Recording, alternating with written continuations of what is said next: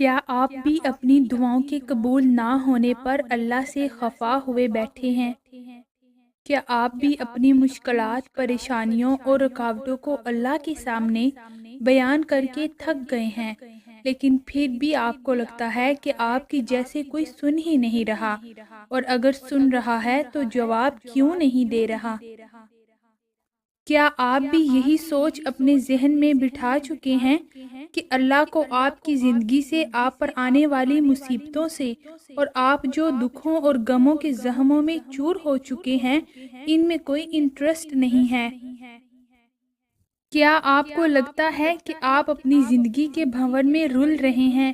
اور کوئی آپ کو بچانے آنے والا نہیں ہے؟ اور کیا آپ اب اللہ سے مدد کی امید لگانا بھی چھوڑ بیٹھے ہیں، کیونکہ نہ آپ کی کوئی خواہش پوری ہوتی ہے اور نہ آپ کی تکلیفوں میں کوئی کمی آتی ہے؟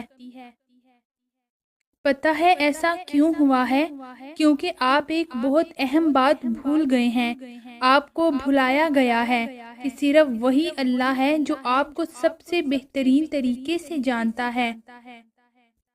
آپ کو آپ کے دشمن ابلیس نے بھلا دیا ہے کہ جو کچھ بھی ہو رہا ہے وہ اسی لیے ہی ہو رہا ہے کیونکہ آپ کو جاننے والا صرف اللہ ہے، اور وہی کر رہا ہے، وہی آپ کو بہترین طریقے سے جاننے والا ہے۔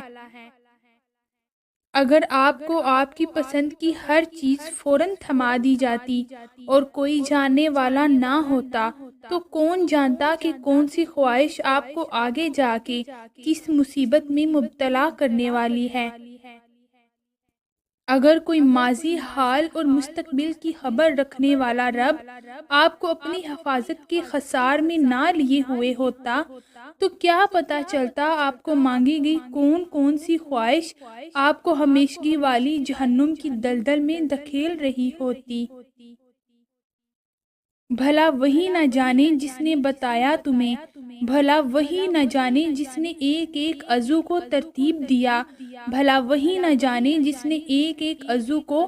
صرف تمہاری بقا کے کام سونپا، بھلا وہی نہیں جانے گا جس نے تمہارے دل میں خواہشات کے پورا ہونے کی خواہش پیدا کی ہے، بھلا وہی نہیں جانے گا کہ تمہیں واقعی اس لمحے کس کی سب سے زیادہ ضرورت ہے اور کیا تمہارے لیے بے معنی ہے؟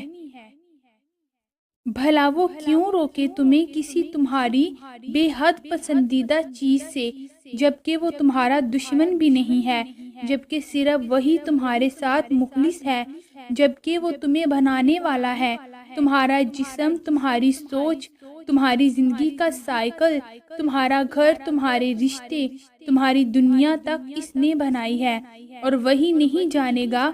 تمہیں، وہی تمہیں نہیں سنے گا۔ تمہارے اتنے سارے سوالات ہیں اللہ سے، اتنے خفا ہو تم اللہ سے، اتنے سوال لیے بیٹھے ہو، بدلے میں وہ تم سے صرف ایک یہی سوال کر رہا ہے۔ لا یعلم من خلق وہو اللطیف الخبیر،